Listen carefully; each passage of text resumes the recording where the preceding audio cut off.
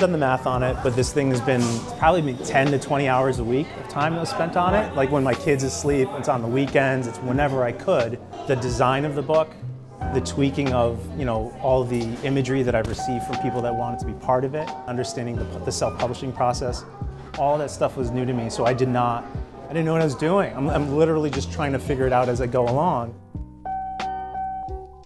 I've wanted to write a book for a very long time. It's been on my bucket list, I don't know, for the better part of 15 years, but I never had enough interest or motivation to write on a specific topic because I never thought anything was interesting enough. Where I was like, okay, I could dedicate my time on this particular topic because I think it's cool, but I also think other people will find it cool. Right. I have not been able to find any of that until I spent several years being part of the actual watch community, and all it took was like a handful of relationships, a handful of events that I went to where I was like, this is f***ing cool. I've never been here, I've never met you, but there's just this feeling of connectedness. And when you do get to the kind of the heart of what makes it special, it's not the watches, it's the relationships that are formed with the watches as the medium to get you there, right? And that's what the essence of the book is about. It really is that. My mother was diagnosed with breast cancer. That was a very dark period. And one of the stories speaks to that and kind of getting out of that funk, but it happened through one of the people in the community. I was frantically looking for answers to something I didn't understand. Right. And nobody was around. It was a late Friday night and I was losing my shit in my house. And I'm like, I can't talk to anybody about this. And I just reached out to this guy. He's a cool guy, but I also knew that he was a doctor.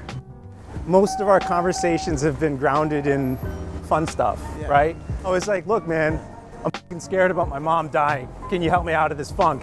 And he like talked me down from a ledge.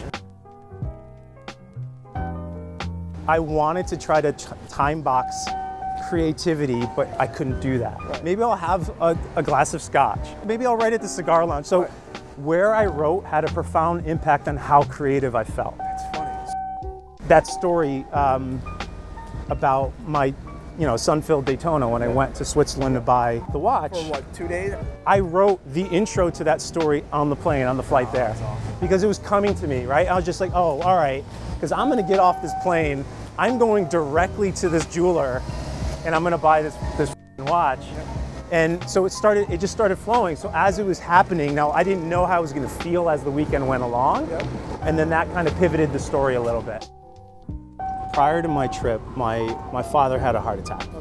He said a couple things that just stuck with me, like, hey, you do the things you love and you care about. Like you can't stop living because you hit, bumps along the way, right? And when he said that, something just triggered like, all right, I have to go. I'm gonna always be there for my father. I'm always gonna be there for my family. I've been spending every minute since the heart attack with him. But this was my moment to go do something that I thought was a very unique experience, and it turned out the watch now is him. The watch reminds me of him. I wanted a unique moment or unique story to kind of commemorate the purchase, but it ended up turning into being a watch about my father. Neither of my parents know about this book. They just know I've been working on something for 2 years. The story about my mom, the story about my father, those are things that are going to be completely new to them. I'm just going to give them a copy. My mom will read it. My dad won't. But my mom will probably share the story with my dad. And then at the appropriate time, my dad's going to be like, I didn't know you did that. Yeah.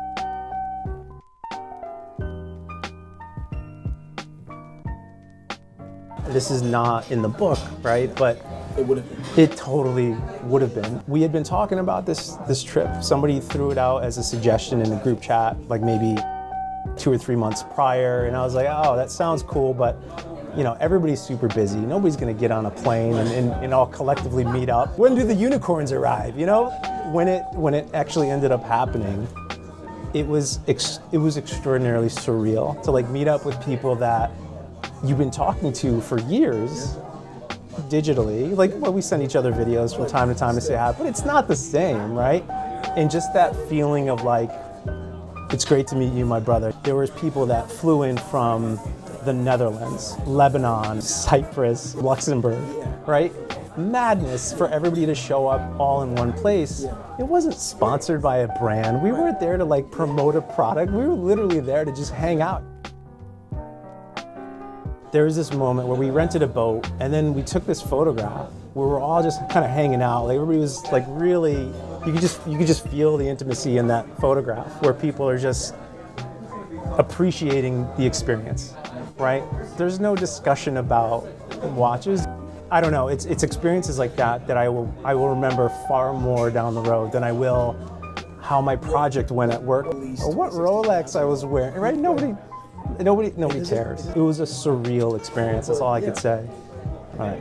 Well, what should it be to discover that? Nah, just a friendship. That's enough. One of the guys in particular, like the last time we really had a serious conversation was when my wife was pregnant. And it was a terrible pregnancy. It was a rough pregnancy.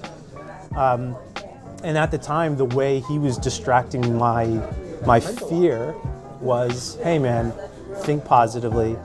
What's the watch you want to buy for your son when he's born to kind of commemorate the birth? And that's kind of what kept me distracted, is talking to the community and friends. And here I am, I'm meeting up with him in Bodrum for the first time ever meeting. And it was just like we gave each other a hug. It was just like a big warm hug, and it was like, you know, how's the family? And it's like that statement now means something so much more because he understood what it took for me to get a family. After months and months of figuring out what watch I wanted something timeless, something iconic. I landed on the Royal Oak. But I had it for a while before my son was born, and I refused to put it on my wrist because it was not really mine, right? You know what I mean? Like I felt like I was just going to be holding it for him, but until he was in this world, I wasn't going to be putting it on. I don't know. I put it on when we got back to our room in the hospital, right? When he was in the bed, you know, I put the watch beside him. I'm like, this is yours, buddy. Like, this is going to be yours one day.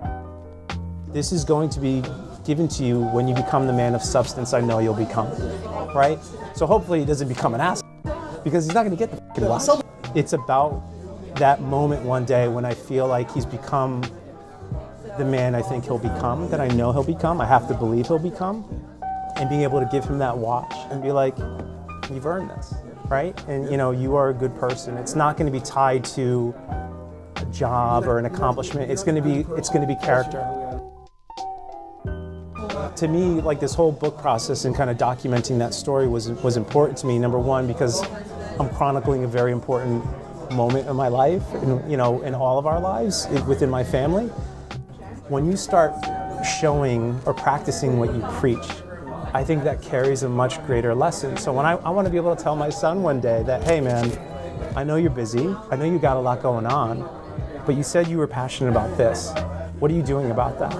And if I hear that bullshit excuse, well, I was too busy, I'm gonna be like, look man, you were like just born. I was running a very large practice within my firm. I was traveling a lot for work, and I still made a plan to do this.